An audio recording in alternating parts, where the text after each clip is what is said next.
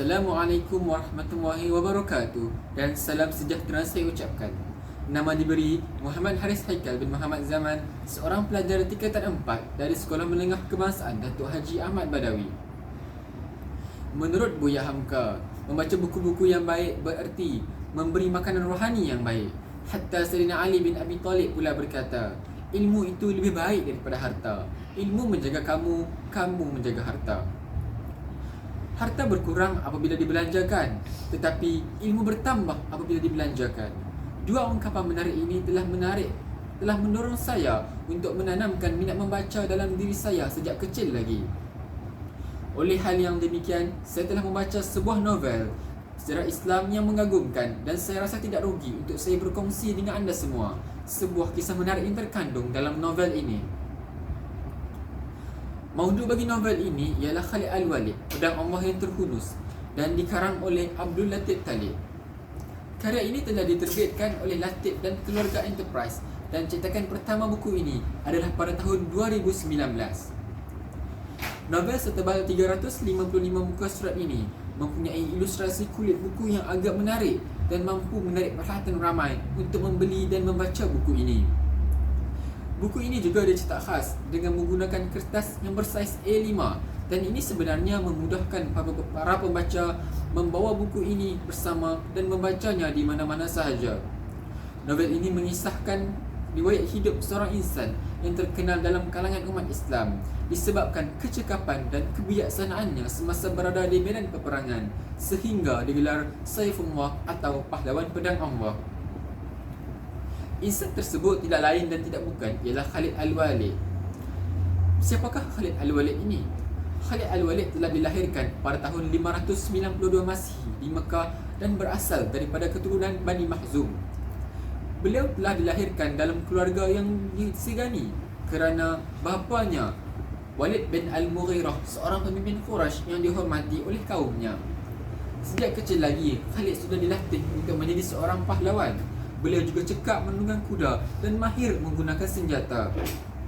Setelah memeluk Islam, beliau telah dilantik menjadi seorang ketua panglima tentera Islam.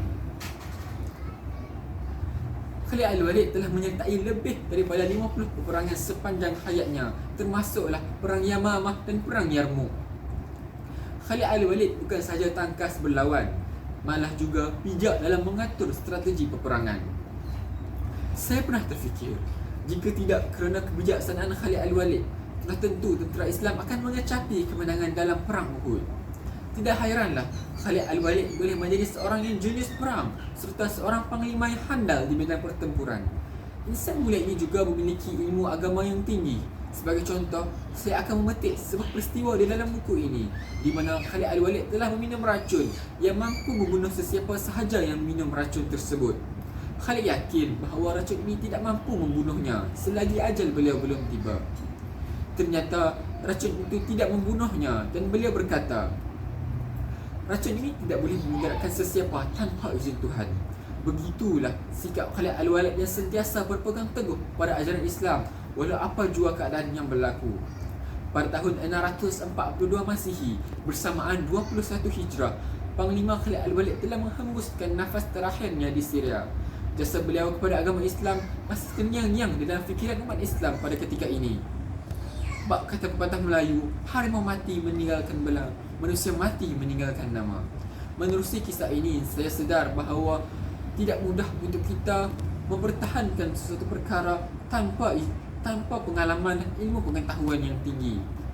Pelbagai cabaran yang perlu ditempuhi sebelum kita tiba ke destinasi yang ingin dituju, iaitu kemuncak kegemilangan. Sebagai rakyat Malaysia, kita sepatutnya bersyukur kerana kita tidak perlu lagi berusaha payah untuk turun berperang dan kita sendiri hidup dalam suasana yang aman dan harmoni. Namun begitu, kita tetap perlu bersedia terhadap segala kemungkinan yang bakal menghambat kita untuk turut berjuang.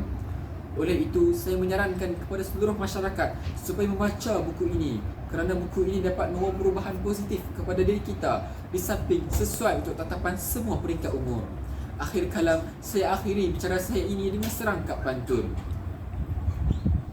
Seni halus, seni arca, warisan tradisi setiap insan. Pulah minat, suka membaca, timba ilmu, tambah pengetahuan. Sekian, wabillahi taufiq wal hidayah. Wassalamualaikum warahmatullahi wabarakatuh.